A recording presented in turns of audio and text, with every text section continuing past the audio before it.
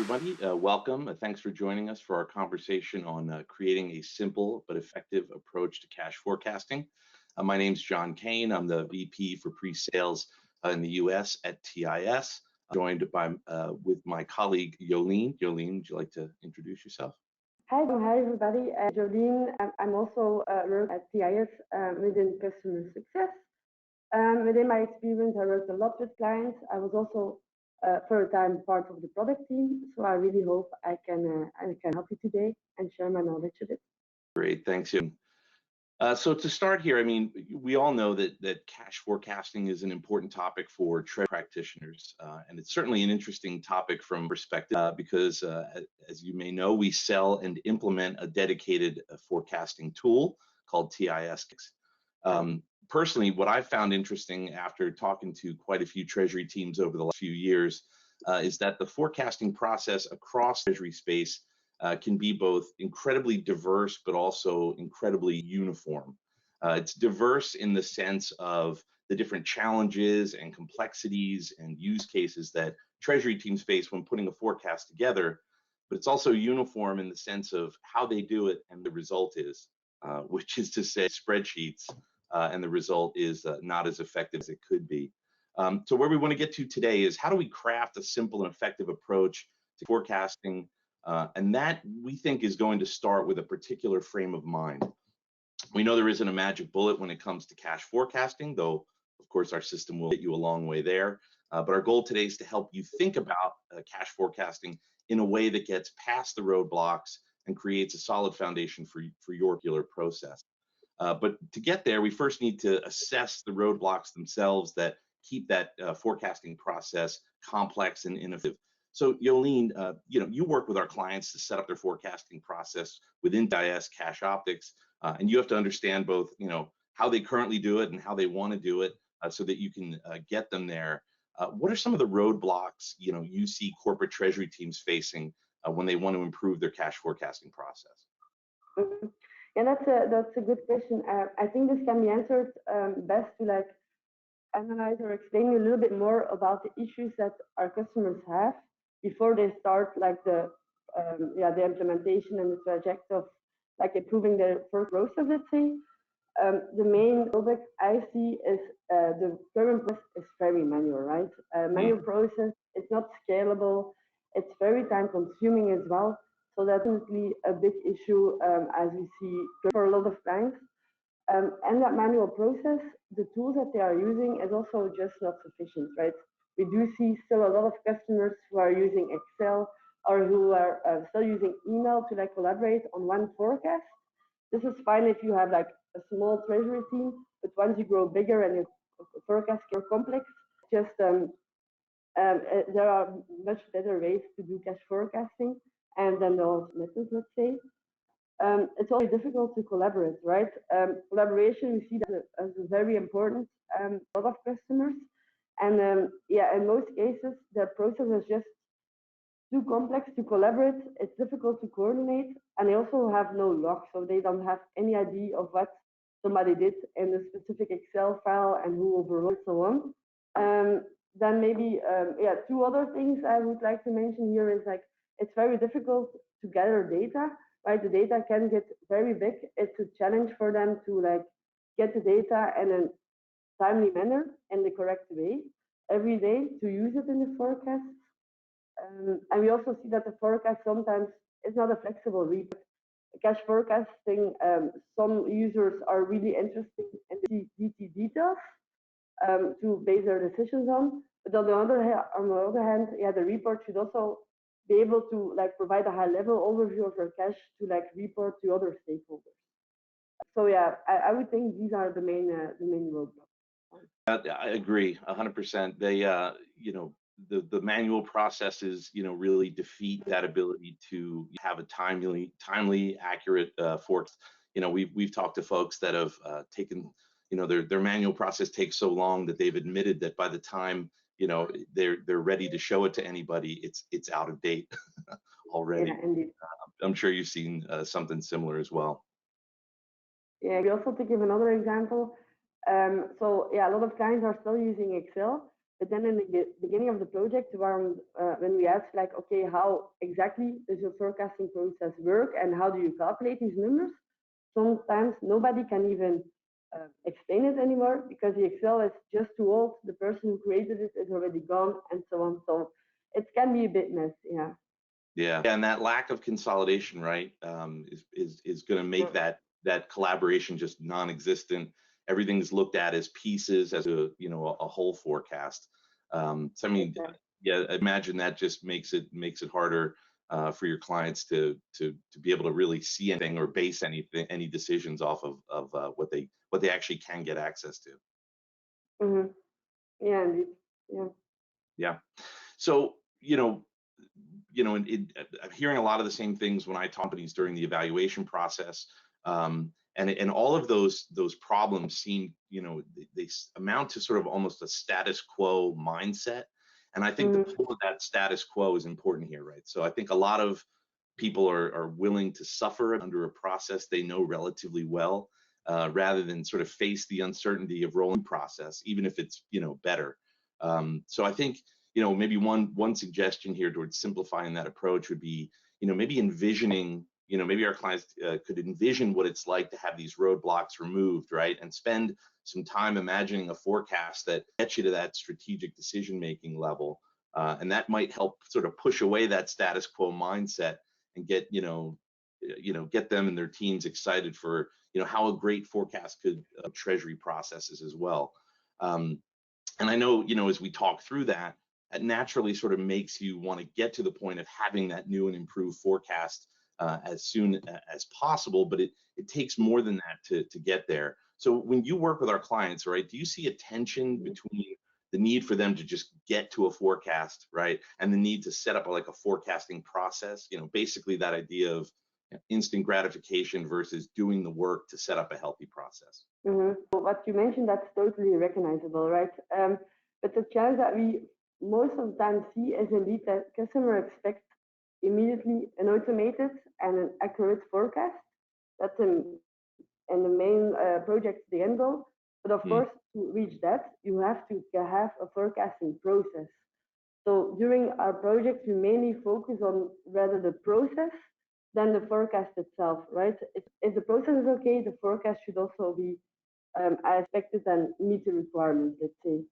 So yeah, to have that that complete forecasting process in place, indeed sometimes you need to, of course, go through a project. You need to put some time and effort in it, but on the long term, of course, you will save time and you will improve the work, of course. So there's indeed sometimes that it takes you to convince those project members, let's say. How we also typically do that is we have like a blueprinting phase in the beginning of the project. So in the blueprinting phase, we really look at the complexities that they are, and we try to like solve those complexities immediately, right? The two biggest complexities is one, data. This was already mentioned before as well. To make sure you have a good forecast, you need good data as well, and it can get very complex, right? Data can be stored anywhere in any systems. We try to consolidate that, and that happens during the technical assessment. So over there, we review the data sources, we review what the possibilities are to get the data in a timely manner, but you also want on how you can transform it to forecast.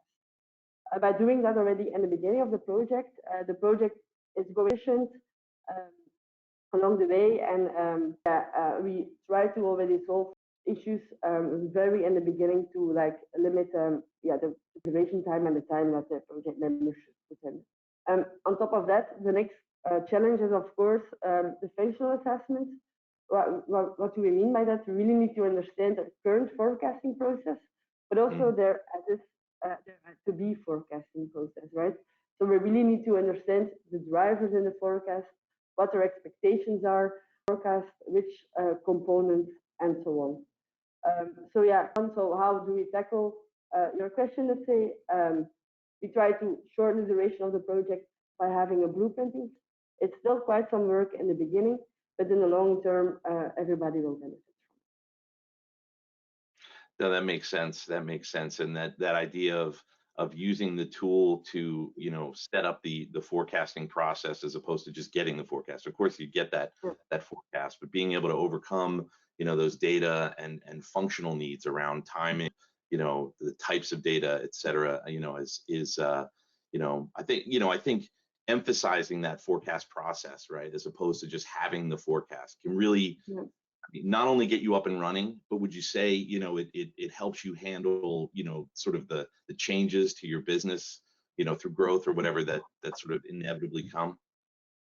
Exactly, yeah, and makes it more robust in the future as well, right? So like if they do a M&A or if they like add more ERP systems, it's all so much easier when you have already an established forecasting process in place. Yeah. Yeah, that makes sense. Yeah, whether it's organic growth or acquisition or business line expansion, having the complexity is going to come, having that process in place can really help. So speaking of complexities, right? So how do you think corporate treasury teams should sort of deal with those complexities, right? As they're setting up that forecasting process, meaning, how do you think they should overcome them in order to create a better process? Mm-hmm.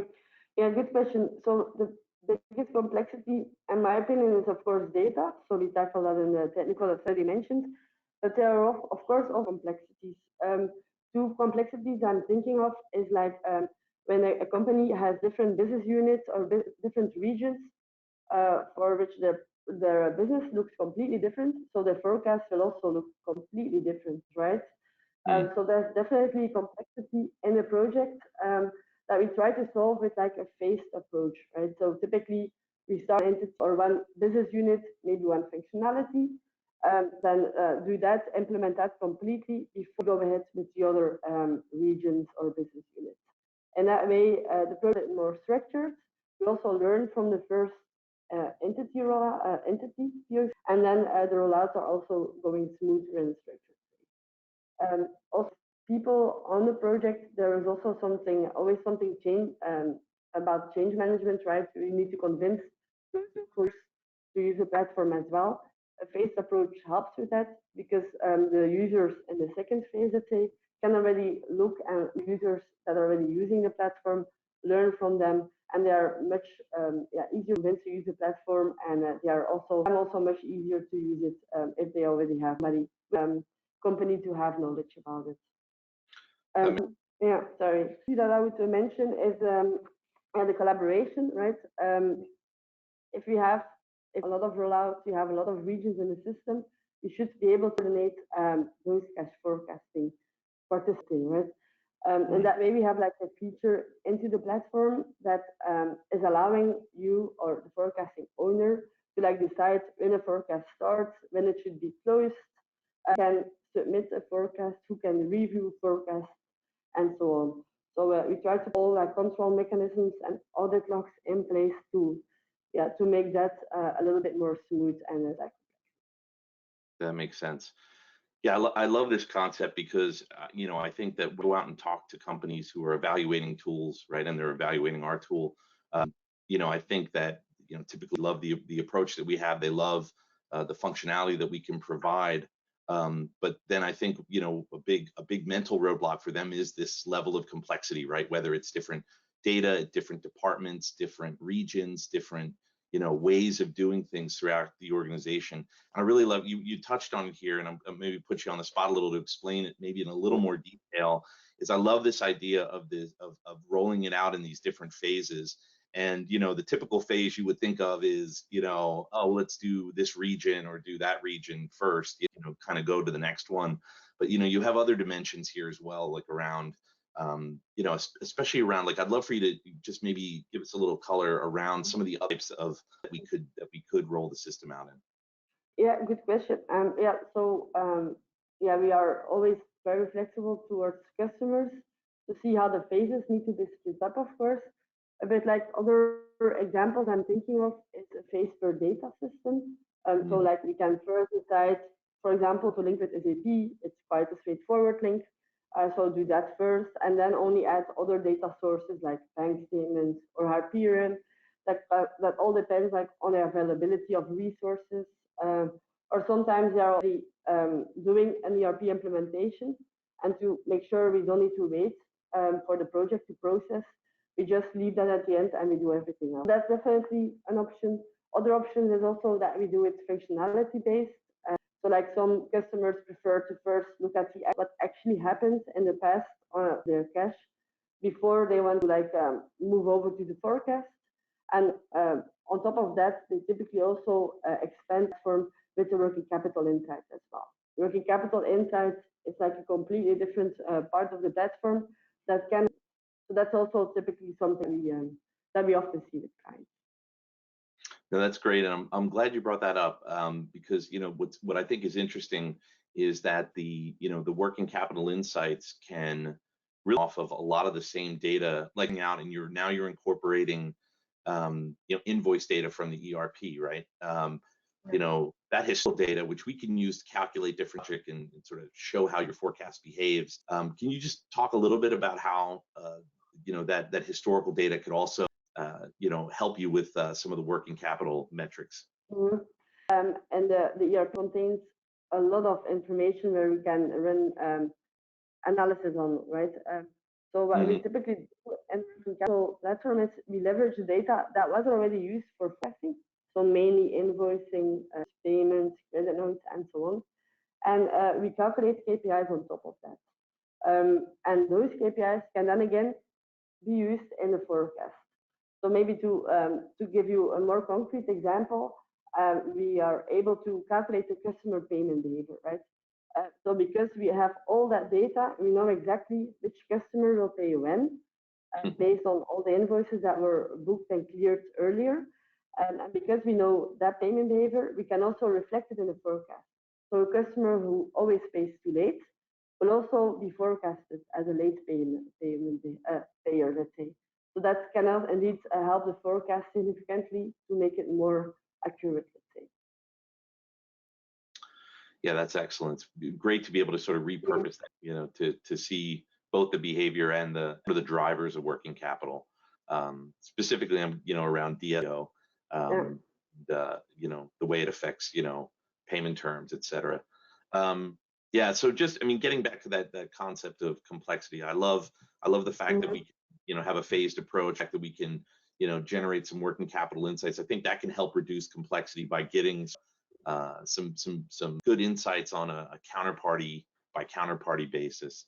And then maybe lastly, what are your thoughts when you go through these projects, right? This idea of taking complexity that's sort of process oriented, and this concept of sort of standardization or normalization of processes and data to get control of it, right? Because you don't want the complexity, to hinder you. To what extent have you seen, maybe putting you on the spot a little here, what extent have you seen, our clients able to sort of streamline some of the complexities of the overall process themselves? Is it all through here, or does it take sort of communication and collaboration on their side? Yeah, both, right? The technology will definitely try to resolve those complexities. So that's what our project is about, right? We try to analyze those complexities, what's really complex needed, can we still much more parts to resolve that complexity, let's say. On the other hand, we can also make projects less complex, let's say, by having a good project governance in place, right? So we would need a solid project team. The project team of the customer side should have already knowledge about how the business works. So typically we work with the key users. Also, we should have at least one people who already have knowledge about how the data process is in place over there. Also, because we have that strong project team, we also try to have a good project governance, meaning weekly project status meetings, monthly steer codes to make sure the sponsors are also aligned. Sometimes sponsors also have quite some input on how things should. They can also dissolve some complexities over there. And the third one that we typically do is the product team of TIS is always developing new features for a lot of customers. And on a monthly or bi-monthly basis, we try to inform the customers who are still in onboarding on which features are coming up. because some features are very useful for them, and it can also solve quite some complexities, let's say. Yeah, benefits of a software as a service, certainly, right? That ability to sort of, make, incremental improvements, rapidly, through time here. But the other piece I love about that is just it's this idea of like, we're in the technology business here, right? And we help people set up their forecasting process in our tool. But I love the fact it still requires people, right? You still need, the right people with the right knowledge, the rest to data, the right perspective, what a good forecast looks like, to be able to really sort of get that in place. But it's interesting, right? Because people have different perspectives. They also have different goals, right? And one of the things that I see often, when we're talking about how to build up that forecast, right, is this concept of like, we're going to switch here, but just talk about the concept of what's the forecast horizon, right? Because I think this can be an interesting, part of the conversation here, because a lot of treasury teams want to, their goal is to push their forecast horizon out as far as they can. I mean, that in and of itself, do you think that's the right approach? Mm-hmm. It depends from user to user, let's say. So technically, there's like no limit for the forecasting. But of course, the further forecasting horizon, the less accurate, because you don't have any information and you have much more uncertainties. So I think we have like some types of clients. Some clients are not interested in the horizon. They just are interested in the day-to-day cash liquidity. This is maybe even max 2 weeks, and in the future. But that's very, very accurate, right? And then we also have other clients who like have a forecast with a rolling periods of like 12 months, maybe 24 months.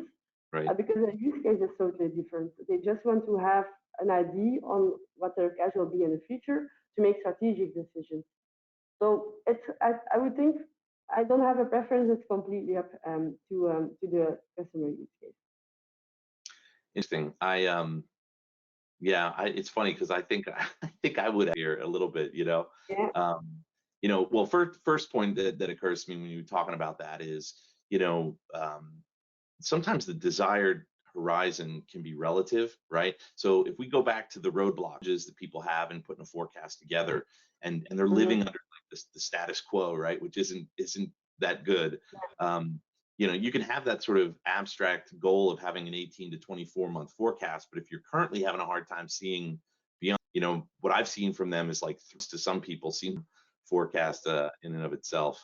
The other piece is, for me is, sometimes I see tension in getting that short to medium term forecast up and running, which is a direct forecast, and getting that sort of long term or indirect forecast. Now is just to lay it out, watching, the TIS cash optic system is a direct forecasting, though to your point, we can work with the indirect items, right?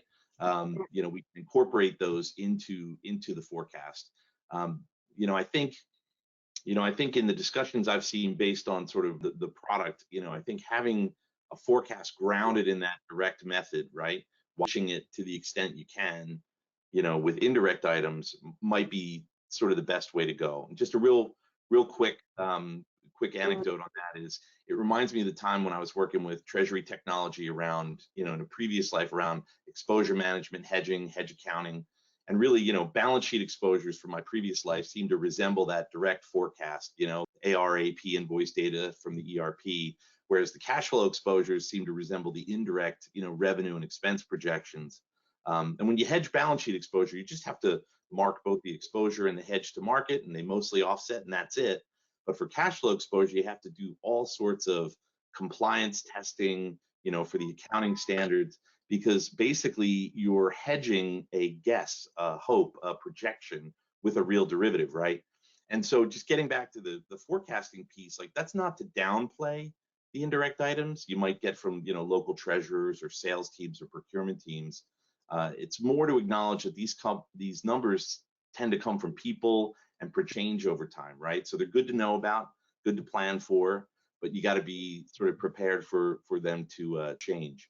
So that idea of sort of having sort of basing those short-term liquidity on the direct forecast items, and then just strategically on the indirect, without necessarily relying on it today to make those decisions, seems to make sense. A bit of a rabbit hole, I know, but maybe part of that mindset. I don't know what your thoughts might be on that.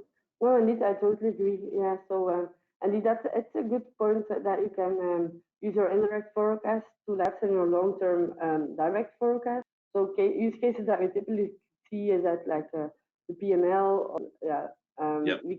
We often use FP&A teams. Sometimes also have other forecasting parts that we definitely can use. Yeah, some time in it. I think these are like success factors of the project. Makes sense. Yeah. So maybe on, just to sort of sum up here, getting that robust, adaptable process. We talked about maybe streamlining those cities, fostering some of that collaboration. And of course, we of course recommend putting a dedicated system in place. Might be some of the components of to giving that forecast. Yeah, exactly. Very good. Well, thanks, Jolene. It was good talking to you about this stuff. Jen, happy to answer any questions if you like. Sure thing. We had 2 questions come in from the audience. The first one comes in from Rose. Who are the other internal stakeholders that Treasury must regulate with during the forecasting process, and why? And maybe I can take that up. That's a good question, I think. So yeah, as mentioned before, we need to have a strong project team. But apart from the project team, there are quite some stakeholders that or you need to deliver input, or you need to manage, of course, to have a success. And the stakeholders I'm thinking about is like the FP&A team, right? You are sometimes very depending on them to give to have like a great forecast, as you already touched before. Like sometimes the accounts payable team, the accounts receivable team, as they have all the information on sales and purchases to be able to forecast it more accurately. And then I'm thinking about accounting. Sometimes they are actually users for the tool. So yeah, wanting to really understand the booking process within companies. Then don't forget about it, cybersecurity. We are software as a service. Cybersecurity wants to be involved. As well. So that's definitely a big stakeholder in some projects. And the last one I would say is like executive leadership. The come out of a platform like TIS can be crucial for them on a daily basis. Big stakeholders that we can. I don't know, John, do you have any other additions to this? John, do you have anything to add for that one, or is that good when we No, jump on I the second question? I think Jolene covered it wonderfully. All right, wonderful. All right, the next question comes in from Anne. You said you set up the. I understand that then you can consolidate this by regions, divisions, currencies, and at the group level as well. Yeah, happy to tackle that. Yeah, that's exactly right. In fact, we can essentially, in addition to setting up the entity hierarchy within the system, we can also create different types of groupings for those entities, and it gives you flexibility in terms of maybe portfolios, maybe in addition to the hierarchy and the regional or